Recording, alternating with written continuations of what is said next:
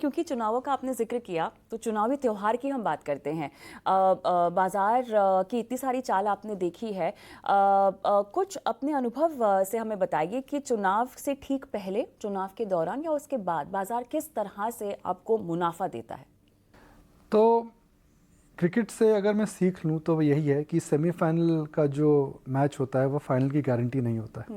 बिल्कुल सही। तो जो भी इस समय लोग चुनाव की सेमीफाइनल बोल रहे हैं, हाँ। क्या फाइनल में वही रेप्लिकेट होगा नहीं पता। क्रिकेट से तो हमें लगता नहीं होगा। बहरहाल चुनाव की बात करते हैं, क्योंकि ये चुनाव 4 बड़े स्टेट्स के हैं तो इसका इफेक्ट मार्केट पर ज़रूर आएगा। इसका इफेक्ट मार्केट में पर ज़्यादा नहीं आएगा। 1 से 2 दिन, 400 से 500 पॉइंट हो सकता है चुनाव के 1-2 दिन पहले, चुनाव के 1-2 दिन बाद। अगर मार्केट को देखिए, मार्केट को अगर सरप्राइज़, नेगेटिव सरप्राइज़ में ज़्यादा मूव आ सकता है, पॉजिटिव सरप्राइज़ में ज़्यादा मूव नहीं आएगा, बिकॉज मार्केट ऑलरेडी इस समय 19,700 19,800 के आसपास है। तो अगर मार्केट को ब्रेकआउट करना है तो मुझे लगता है कि चुनाव की वजह से वो 200-300 पॉइंट का मूव आ सकता है। अगर मार्केट को अटकना है तो 400-500 पॉइंट नीचे आ सकता है। मगर मेरे को लगता है कि अगर सोमवार को चुनाव का रिजल्ट आता है तो मंगलवार या बुधवार तक मार्केट आगे चल जाएगा। मार्केट बोलेगा जी चलो कोई बात नहीं, हाँ। सेमीफाइनल के नतीजे हैं, हाँ। वर्ल्ड कप का फाइनल जो है, जो इलेक्शंस है वो मई में है। उस नज़रअंदाज से मार्केट मुझे लगता है इलेक्शन से निकल जाएगा। अब हम बड़े ट्रेंड की बात करते हैं, और पिछले एक मैं रिपोर्ट्स पढ़ रहा था तो रिपोर्टों के हिसाब से मार्केट हमेशा, और पिछले 2 इलेक्शन साइकिल्स की बात करते हैं, उससे पहले बात करने का फ़ायदा नहीं बिकॉज इकॉनमी अलग थी एकदम। तो मार्केट इलेक्शन से पहले रैली करता है।